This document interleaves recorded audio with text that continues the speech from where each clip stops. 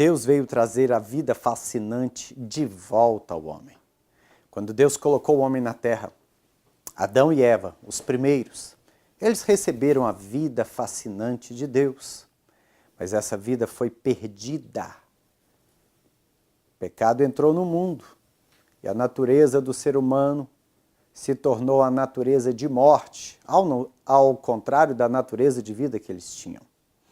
Então veio Jesus, um novo tipo de homem, carregado com a vida de Deus, totalmente puro, sem a escravidão do pecado, totalmente livre, não tinha nenhuma contaminação do mal, das trevas, do pecado, nada que o condenasse, nada que o prendesse, nada que fosse contrário à sua vida, ao fluir da vida verdadeira. Jesus veio cheio da vida de Deus, mas ele veio aqui para morrer. Ele veio ser a nossa propiciação.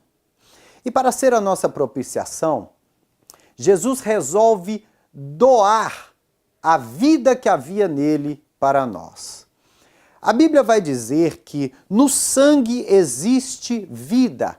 A Bíblia vai dizer que o sangue é vida.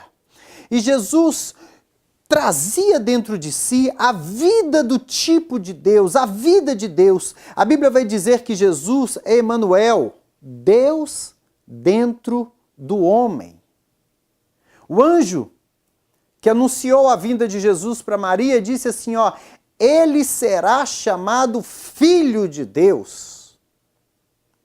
Jesus veio como homem na terra, mas sendo Deus, um com o Pai, habitando num corpo terreno. A vida que ele carregava era a vida divina.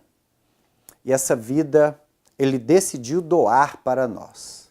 A propiciação, aquele que é sacrificado para que o sangue seja derramado, a vida seja doada e seja colocada sobre nós. Eu estava falando que Jesus veio para morrer. E Jesus veio para morrer, mas não foi uma morte comum. Precisava ser uma morte forte e marcante. Jesus veio aproximadamente 2000 anos atrás. E naquela época que Jesus chegou aqui nessa terra, havia muitas guerras. E era comum as pessoas usarem nas guerras espadas. Eles usavam espadas para lutar um contra os outros. E às vezes usavam espadas para ir contra alguém que estava próximo dele. Então, se fosse simplesmente morrer, Jesus poderia ter morrido à espada. Por exemplo, alguém pegaria uma espada e daria nele um corte na cabeça. Ele cairia no chão, estaria morto, pronto, resolvido. Ou então pegaria aquela espada e atravessaria no seu tronco, no seu abdômen. Muitas pessoas morriam dessa forma. A espada furaria ali, o sangue seria derramado, Jesus estaria morto, pronto, caso resolvido. Mas não, essa não era uma morte adequada para quem estava se doando. Naquela época também, homens usavam adagas. Adagas era como se fosse um punhal, uma faca.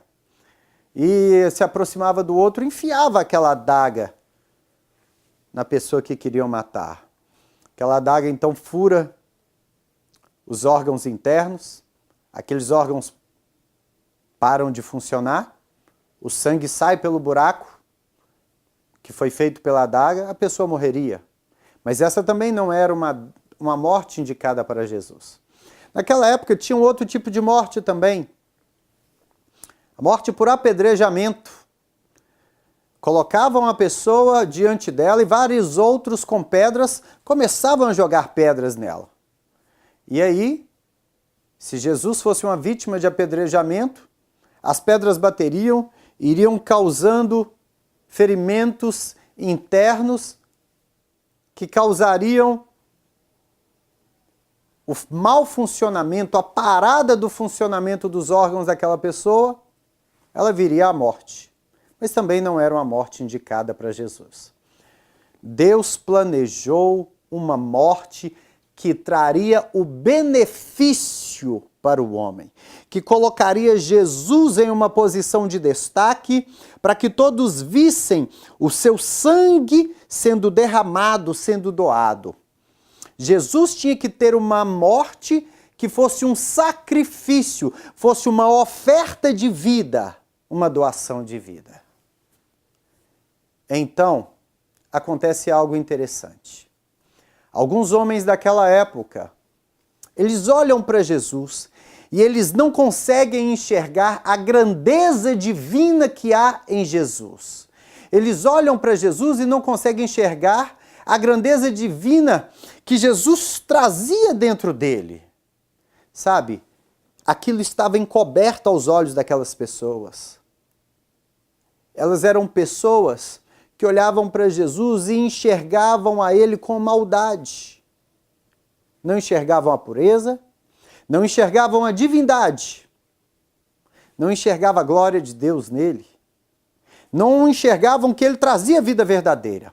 Mas Jesus explica isso. Ele fala assim: eu dou a minha própria vida, ninguém tira a minha vida de mim. Eu a dou espontaneamente. Sabe, aqueles homens não enxergarem a grandeza de Jesus, a vida divina que havia em Jesus, não enxergaram que ele era Emanuel, Deus dentro do homem, fazia parte do plano de Deus para trazer propiciação a nós. Eu vou chamar esse plano de o plano da cruz.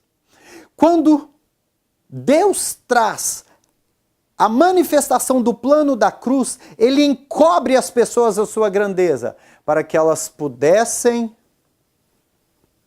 vir contra Jesus, tentarem contra ele, buscarem a sua morte, para que então Jesus pudesse se doar em sacrifício em nosso favor.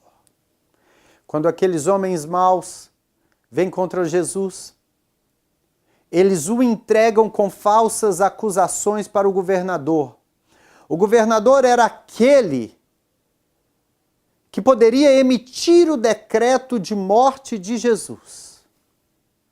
E como o governador iria fazer isso? Como o governador sentenciaria Jesus à morte?